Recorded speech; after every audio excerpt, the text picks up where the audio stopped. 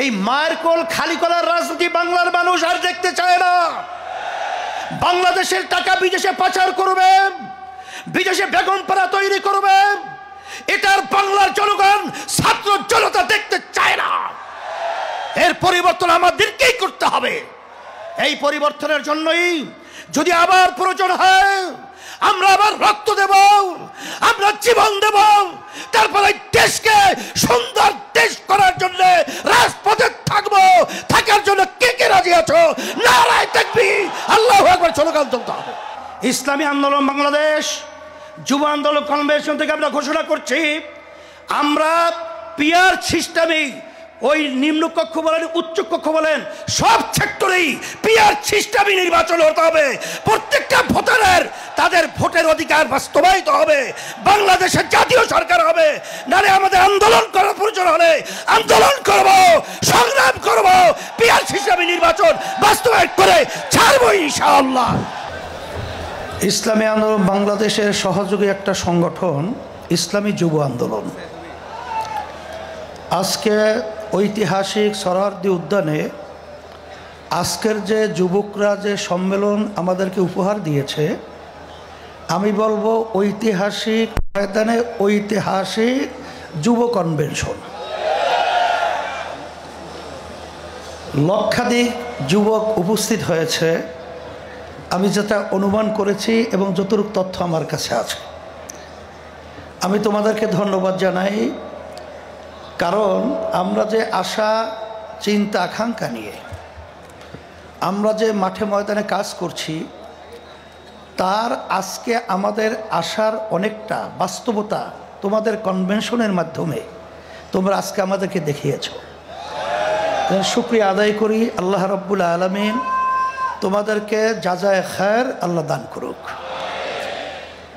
কথা বেশি লম্বা না করে, যেহেতু আসরের নামাজের সময় একেবারে এসে গেছে, আমি যুব কনভেনশনের মাধ্যমে আমি তোমাদের সামনে যে আয়াত শরীফ তেলাওয়াত করেছি, আয়াতের মাধ্যমে মূলত বোঝাতে চাই আল্লাহ রাব্বুল আলামিন বলেছেন জেহাদ করো করার মতো।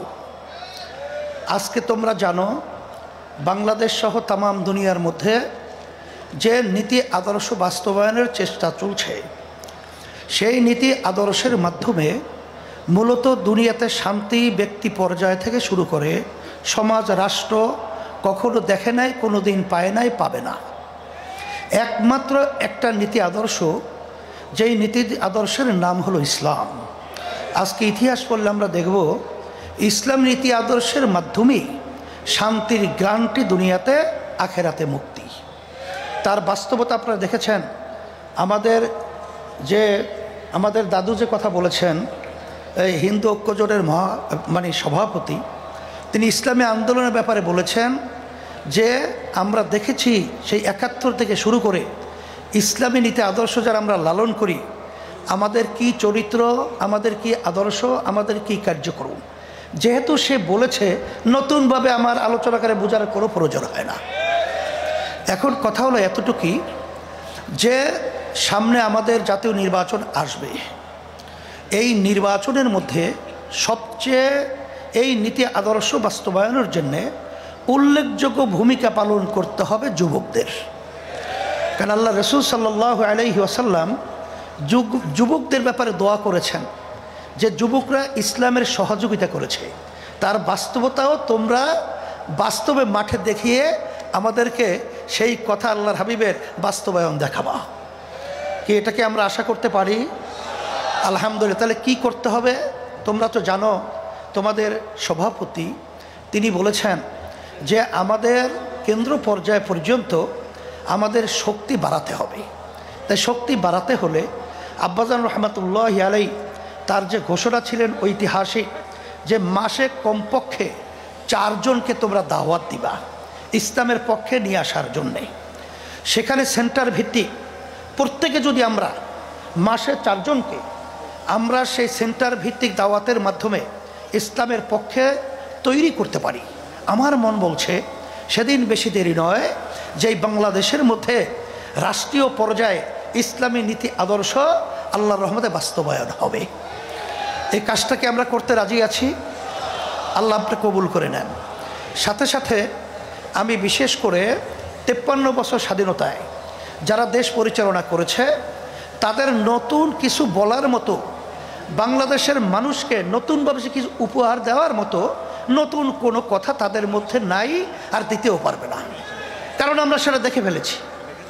গ্রাম্য একটা কথা আছে যে ওই গোদা পা দিয়ে যে লাথি মারবার শক্তি থাকে না, এটা আমাদের জানা হয়ে গেছে। তা আপনারা দেশ 53 বছর পরিচালনা করেছেন, আমাদেরকে আপনারা কি দিয়েছেন? আর নতুনভাবে আমাদেরকে ও পা দেখায় আর ভয় দেখানো, আশা দেখায় লাভ নাই। এখন পরিবর্তন করতে হবে। আর যদি এর পরিবর্তনের সুযোগ এখন 5ই আগস্টের পরে ইসলামের পক্ষে যেভাবে তৈরি হয়েছে, 53 বছর ইতিহাসে এত সুন্দর ইসলামের পক্ষে পরিবেশ তৈরি হয় নাই। আমি তোমাদের সামনে যে আয়াত শরীফ তেলাওয়াত করেছি, আল্লাহ বলেছেন জিহাদ করো করার মতো। এখানে আমাদের কার্যক্রম যদি করার মতো করতে পারি, আমার তো মন বলছে বাতিল কখনোই বাংলার জমিনে মাথা উঁচু করে দাঁড়াতে পারবে না, সাহস পাবে না। ওরা বাংলার জমিনের মধ্যে সেই মাথা নিচু করেই থাকতে হবে ইনশাআল্লাহ তোমাদের তৎপরতায়। সেই হিসাবে আমি তোমাদেরকে বলবো যে আজকে দেখছো যে কত মায়ের কোল খালি হয়ে গেল। এই মায়ের কোল খালি করার রাজনীতি বাংলার মানুষ আর দেখতে চায় না। বাংলাদেশের টাকা বিদেশে পাচার করবে, বিদেশে বেগমপাড়া তৈরি করবে, এটার বাংলার জনগণ ছাত্র জনতা দেখতে চায় না। এর পরিবর্তন আমাদেরকেই করতে হবে। এই পরিবর্তনের জন্যই যদি আবার প্রয়োজন হয় আমরা আবার রক্ত দেব, আমরা জীবন দেব, তারপরে দেশকে সুন্দর দেশ করার জন্য রাজপথে থাকবো। থাকার জন্য কে কে রাজি আছো? নারায়ে তাকবীর, আল্লাহু আকবার স্লোগান তুলতে হবে।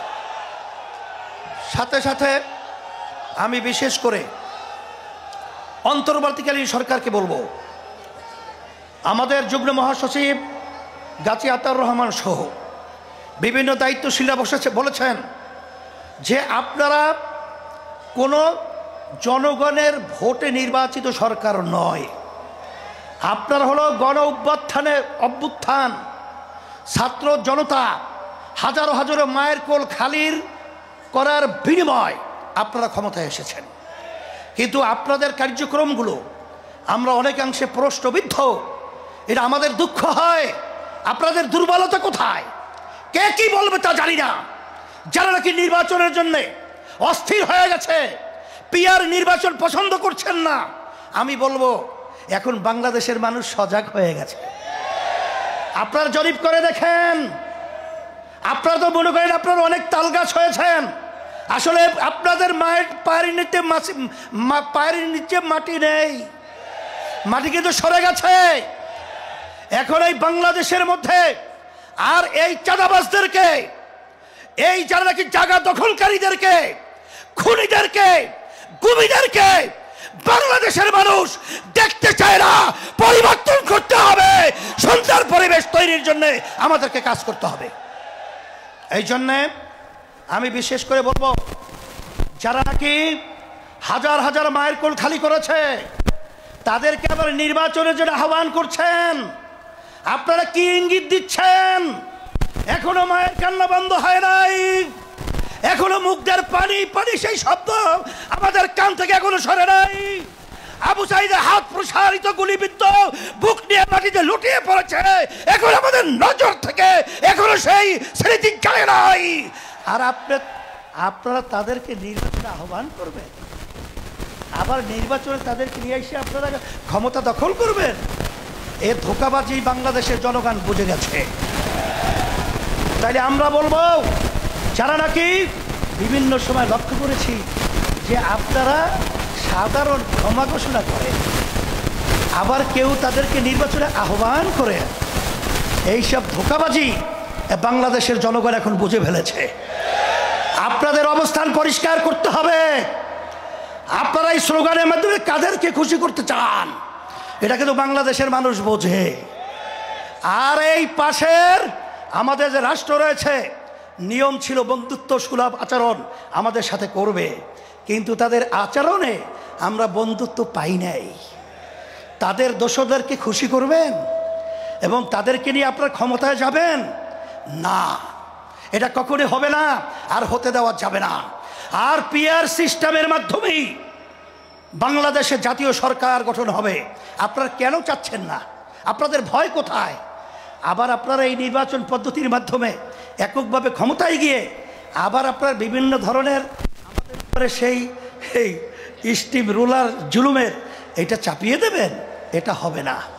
এই জন্য পিআর সিস্টেমে যদি নির্বাচন না হয়, ইসলামী আন্দোলন বাংলাদেশ যুব আন্দোলন কনভেনশন থেকে আমরা ঘোষণা করছি, আমরা পিআর সিস্টেমেই ওই নিম্নকক্ষ বলেন উচ্চ কক্ষ বলেন সব সেক্টরেই পিআর সিস্টেমই নির্বাচন হতে হবে। প্রত্যেকটা ভোটারের তাদের ভোটের অধিকার বাস্তবায়িত হবে, বাংলাদেশের জাতীয় সরকার হবে। নারে আমাদের আন্দোলন করার প্রয়োজন হলে আন্দোলন করব, সংগ্রাম করব, পিআর সিস্টেমে নির্বাচন বাস্তবায়ন করে ছাড়বো ইনশাআল্লাহ।